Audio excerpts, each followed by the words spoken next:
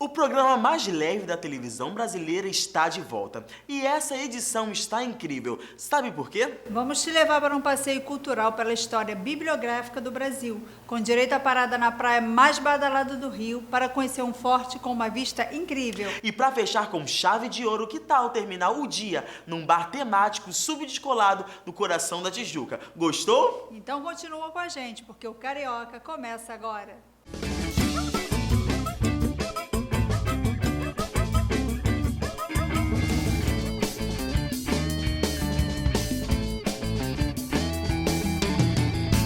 Com um acervo estimado de mais de 9 milhões de peças, a Biblioteca Nacional é a maior instituição cultural da América e também a 7ª maior biblioteca nacional do mundo, considerada pela Unesco.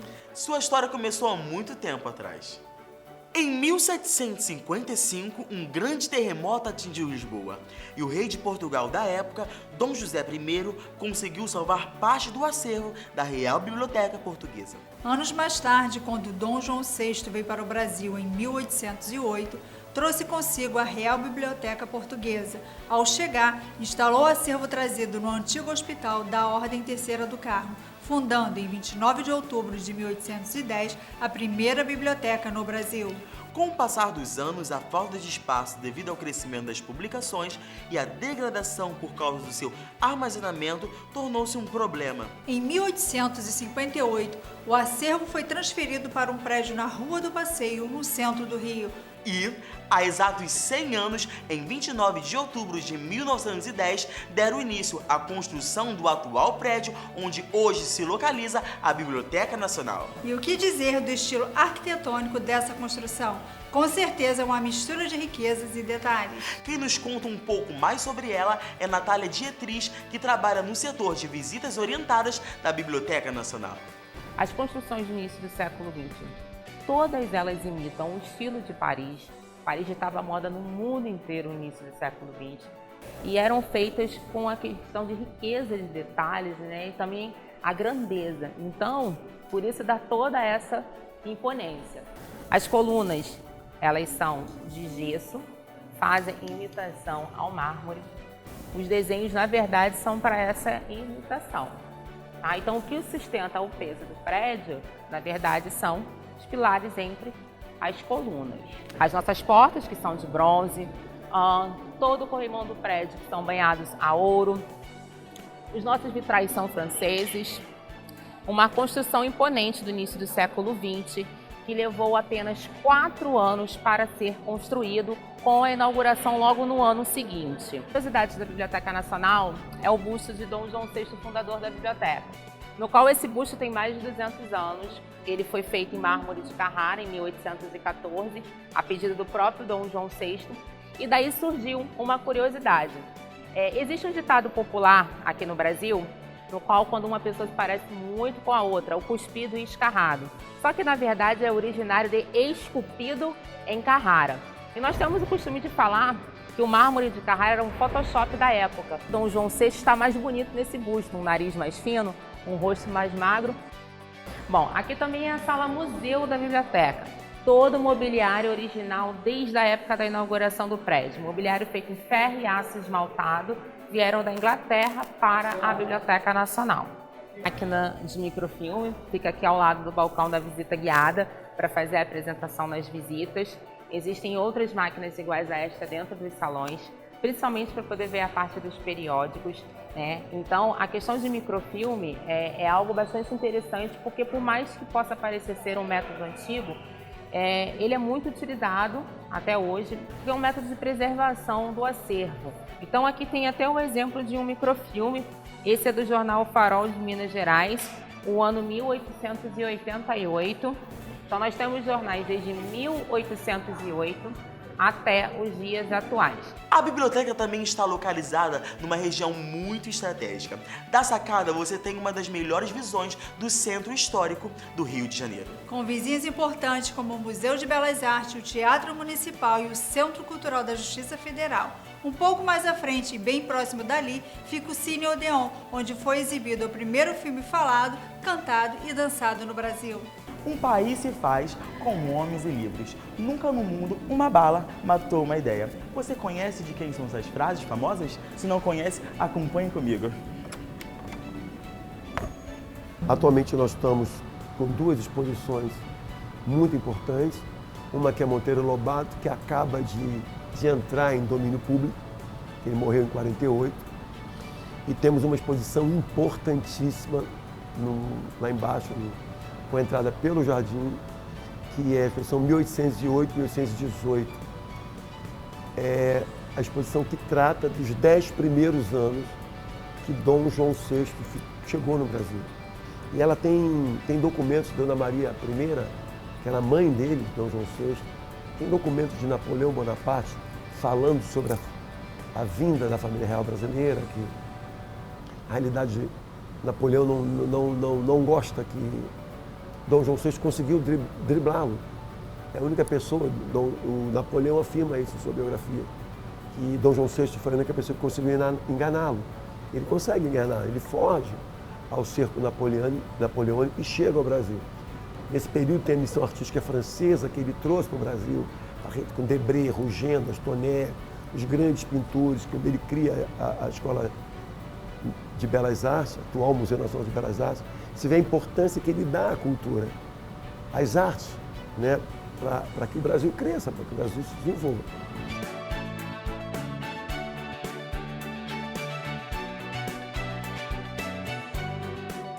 Você sabia que tudo que é publicado no território nacional, seja de natureza bibliográfica ou musical, deve ser enviado ao menos um exemplar para a Biblioteca Nacional? Mas qual é o objetivo disso? A Biblioteca Nacional é o primeiro centro de pesquisa do Brasil, né? Só que ela tem 209 anos, né, no Brasil, fora 400, 500 em Portugal. E, na realidade, ela é a Biblioteca Real da Ajuda do Reino de Portugal, quando o Brasil ainda era colônia. Então, ela é extremamente importante para a cultura brasileira, para a informação brasileira e, o mais importante, para o registro da Bibliografia Nacional Brasileira. O que é isso? A Bibliografia Nacional Brasileira é tudo que se publica no Brasil, obrigatoriamente tem que se doar um exemplar para a Biblioteca Nacional. Com isso você preserva a memória bibliográfica, a bíblio de livro, né? A memória bibliográfica do país. E com isso nosso acervo cresce. Tem aí para mais de 10, 11 milhões de peças ao todo, entre jornais, revistas, livros, disquete antigo, selo, moeda, tudo que foi importante para a cultura brasileira, para a informação, para a educação brasileira, a Biblioteca Nacional preserva. Então, é difícil, porque como a gente não tem mais espaço, livro didático, livro infantil, esses livros pouco usados, a gente está mandando para a zona portuária, o nosso anexo, para dar espaço aos livros que chegam na Biblioteca Nacional. A gente recebe uma média de 3 a 5 mil livros por mês. Isso sem contar jornal, revista, CDs, DVDs, diários oficiais de todos os estados, todos os municípios, de toda a União, todos, da Justiça, todos. A gente recebe essa publicação toda, é uma imensidão de documentos que chegam. Basicamente, são duas as leis que regulam o chamado depósito legal. A Lei 10.994, de 14 de dezembro de 2004, e a Lei 12.192, de 14 de janeiro de 2010. Nossa equipe conheceu algumas das principais obras de valor incalculável do acervo da Biblioteca Nacional. Confere só! Então, eu vou começar pelo primeiro jornal publicado no Brasil. Foi esse, a Gazeta do Rio de Janeiro. A primeira edição foi sábado, 10 de setembro de 1808. Um jornal com 4 páginas que contém as notícias da época, como, por exemplo, os navios que atracaram no porto, as notícias de Londres, quando as pessoas iam se mudar de uma residência para outra, eles colocavam o nome e endereço completo das pessoas, falecimentos e casamentos. Um jornal que funcionou até 1822. Então, de 1808 a 1822, tem aproximadamente 7 mil exemplares do jornal A Gazeta do Rio de Janeiro. Aqui é a sequência de obras raras, as 3 principais obras do acervo. A Arte da Gramática, A língua mais falada na costa do Brasil é a gramática do Padre José de Anchieta, do ano de 1595, que ele utilizou no processo de catequização dos índios. É considerada uma obra raríssima, tem apenas 8 exemplares no mundo atualmente, sendo 2 exemplares aqui na Biblioteca Nacional, e um desses exemplares faz parte da coleção do imperador Dom Pedro II, que é a famosa coleção Teresa Cristina Maria, que fica guardada no setor de iconografia. Essa outra obra é a primeira edição impressa dos Lusíadas de Camões de 1572, uma edição especial. Foi feita para ser dada de presente à família real. O próprio Camões ofereceu ao rei de Portugal da época. Então essa edição está aqui no Brasil e não em Portugal.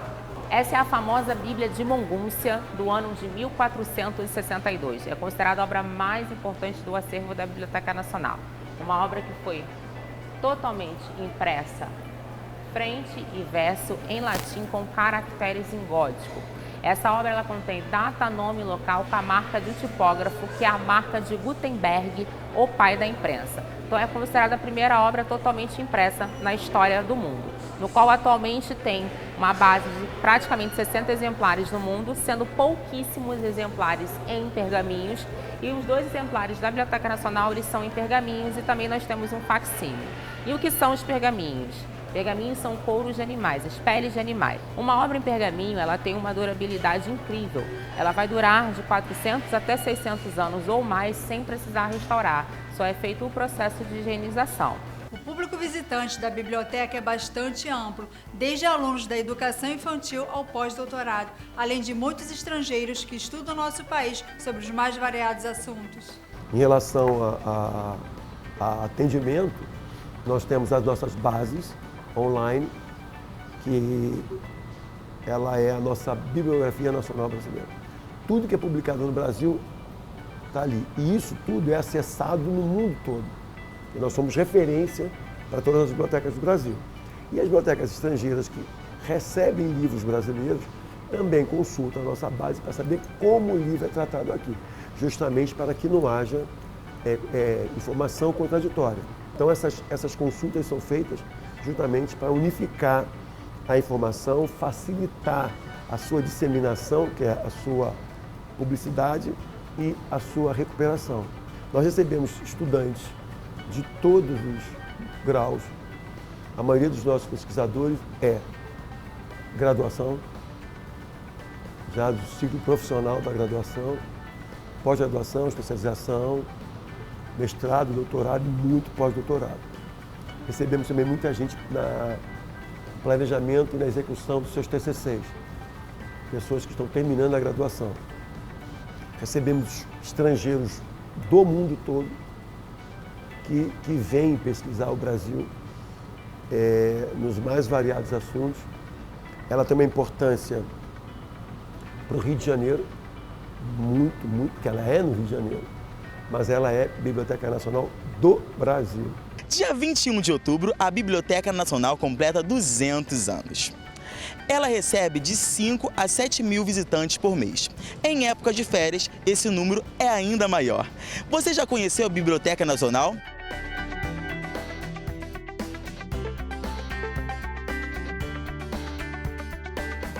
A visita é totalmente gratuita. Nela você vai ter acesso a curiosidades daquela época que pouca gente sabe. Escuta só o que a Natália nos contou. O Dom Pedro II ele é considerado o primeiro fotógrafo da América Latina, também considerado o autor da primeira possível selfie da história. Só que essa historinha da selfie a gente só conta para as pessoas que fazem a visita guiada. Então, quem quiser saber a respeito dessa curiosidade, entre outras, venha fazer a visita à Biblioteca Nacional. Nós funcionamos de segunda a sábado, de 9 às 19 horas, sábado de 10h30 às 15 horas, e o material, os setores de materiais especiais, que são obras raras, iconografia, que são livros especializados em imagem, icoimagem, estudo de imagem, manuscritos, cartografia, música. Esse acervo só funciona de segunda a sexta, de 10 às 18. E aí, gostou? Eu adorei, Patrícia. Vou voltar com certeza. Vamos a um rápido intervalo e no próximo bloco você vai se encantar com uma vista exclusivíssima na praia mais badalada do Rio. Já sabe de onde nós estamos falando? Então não saia daí, porque o programa volta já.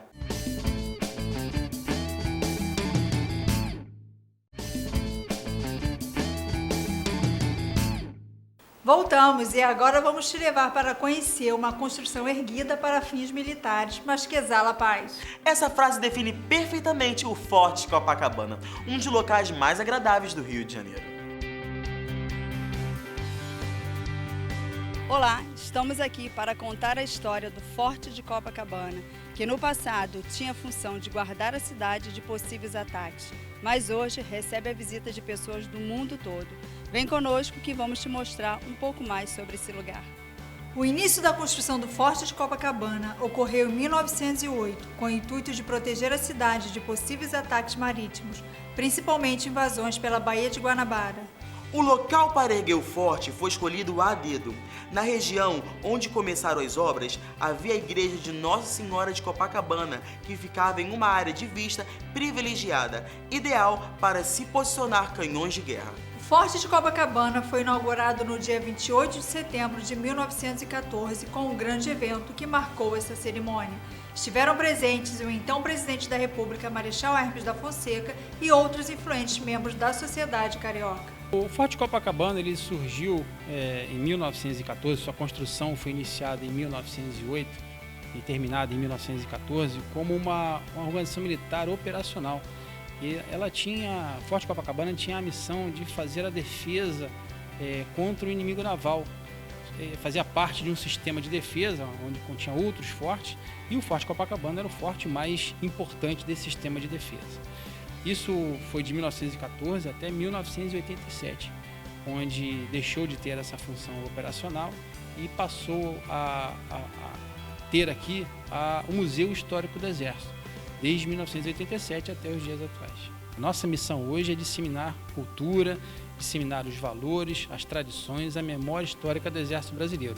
Então, a missão operacional fica na nossa memória, no nosso passado, nos nossos canhões que estão aqui, mas a missão operacional estão com outras unidades. Hoje, a nossa importância é disseminar valores, tradições e a memória histórica do Exército Brasileiro. Cada visitante vai poder ver a participação do Exército Brasileiro na história do Brasil. Isso está sendo muito bem contado aqui nas nossas exposições permanentes. Além de possuir uma exposição permanente com um rico acervo de aproximadamente 15 mil peças, o Forte desenvolve 11 projetos semanais em prol da arte e da cultura. Aqui nós desenvolvemos semanalmente projetos. Nós temos 11 projetos culturais em execução, algumas outras atividades de maneira inopinada, de dança, teatro, coral, bandas militares, e essa programação pode ser acessada ou pelo nosso site ou pelas nossas filipetas que são distribuídas aqui aos nossos visitantes. Um local lindo e recheado de história como este não nos espanta, possui uma intensa relação com seus visitantes. Uma média de 35 mil pessoas por mês aproximadamente. Durante 2018, mais de 200 comitivas brasileiras e estrangeiras visitaram o Forte e claro que todos levaram para casa um pouco do Exército Brasileiro. E se você se interessou, deseja conhecer, preste atenção nas dicas para a visitação. Bom, a visitação acontece de terça a domingo, das 10 às 19h30. Ao museu, a exposição permanente ela até às 18 horas. A visitação pode ser feita de maneira espontânea nesses dias ou quando em comitiva, né, a comitiva da Uniswan, estamos aguardando com muito prazer aqui, pode ser marcada pelo nosso site e aí será feita uma visita guiada. Então o guia vai contar toda a história, todo o nosso acervo de maneira bem didática.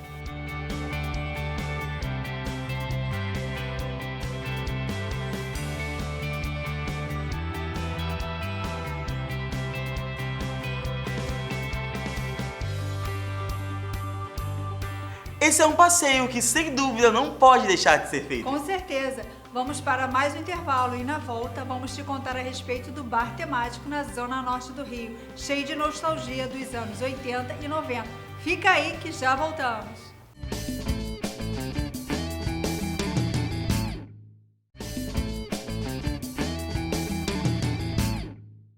Programa Carioca está de volta. E nesse último bloco, o nosso repórter Luiz Cássio vai te levar para passear em um bar super descolado no coração da Tijuca. Vamos lá? Olá, o Programa Carioca veio no bairro da Tijuca, na zona norte do Rio, conhecer um lugar bem diferente. E eu tenho certeza que você, que nasceu nos anos 80 ou 90, vai se identificar. Gastronomia informal, cerveja sempre gelada, ambiente descontraído e uma pista de autorama profissional. Esse é o primeiro bar temático com pistas de autorama no Rio de Janeiro. Ficou curioso para conhecer? O repórter Luiz Cássio conversou com o proprietário do local que nos contou sobre a história do Bar Torama.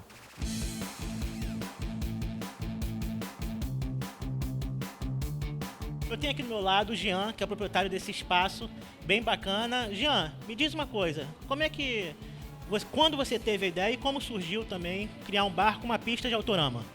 Na verdade, a ideia surgiu desde que eu nasci, né? Porque o autorama sempre esteve na veia. Nos anos 70 era a diversão de todo garoto, nos anos 70, anos 80, e a gente viveu e conviveu com o autorama durante todo esse tempo. Obviamente, durante um tempo a gente se afastou, até que há uns 10 anos atrás eu montei uma pista de competição na minha casa e comecei a agregar todos os pilotos que ainda permaneciam nessa prática. Cerca de 1 ano e meio atrás eu me aposentei e resolvi brincar de verdade e juntamos duas paixões, eu e minha filha, que é minha sócia, juntamos a gastronomia do bar e o autorama para se divertir. E foi assim que a coisa nasceu.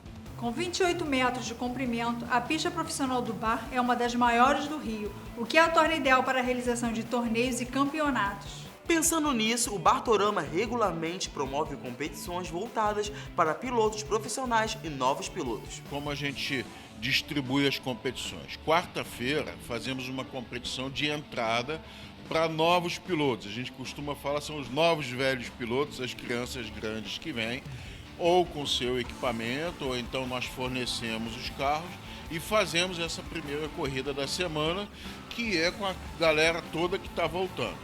Já na quinta-feira, nós falamos que é a corrida dos veteranos, é a galera que sempre participou, cada um com seu carro, são carros mais potentes e a competição mais forte.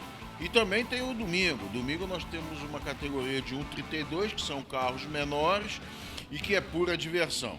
As provas podem ser disputadas por equipes ou individuais. As competições são realizadas em várias etapas e, ao final, os vencedores são agraciados com diferentes prêmios. E como todo torneio precisa de apoio, o bar possui uma loja que oferece todo o suporte necessário para os competidores. Toda competição precisa ter o apoio. Então, não só a loja, ali no salão do Autorama, a gente monta uma área de boxe.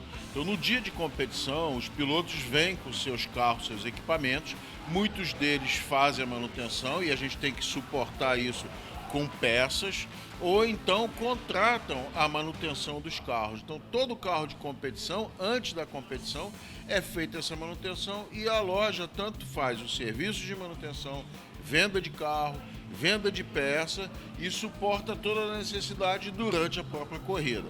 Mas se você não é uma pessoa muito fã de competições, fica tranquilo que do mesmo jeito pode se aventurar nas corridas de autorama e sentir a emoção de pilotar um carrinho. A diversão é garantida para todos, independente da idade. Aí o cliente vem aqui pela primeira vez, conhecer o bar e ver que tem a pista, como é que ele faz para participar?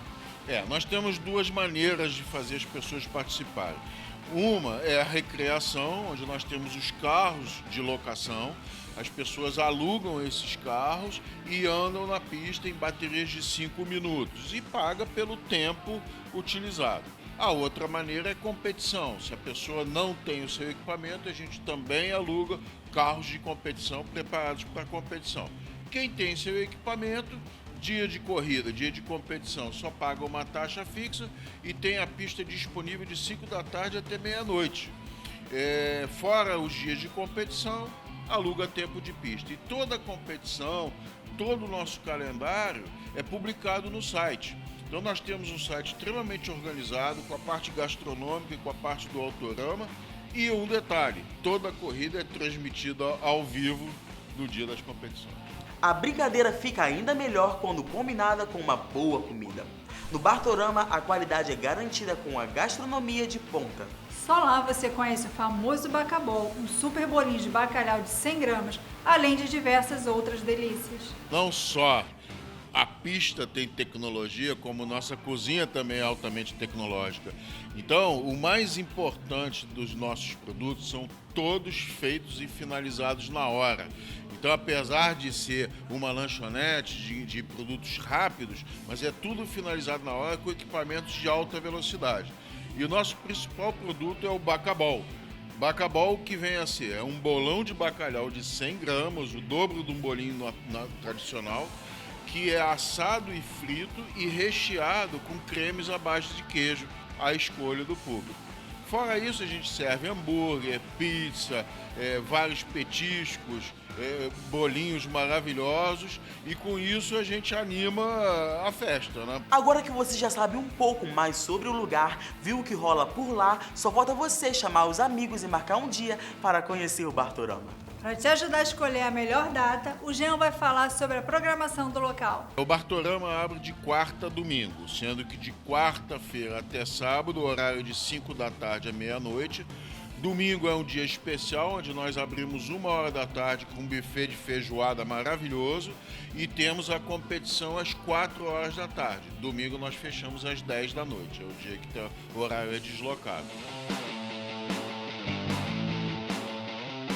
Foi muito bom ter a sua companhia, mas ficamos por aqui. E aí, gostou das nossas dicas? Não esqueçam de se inscrever nas nossas redes sociais para ficar por dentro de toda a programação. Caso queira ver algum lugar que ainda não falamos, manda um e-mail para a gente contando o porquê esse lugar merece destaque. O nosso e-mail é centrodetv@uniswan.edu.br. Nos vemos no próximo programa. Tchau!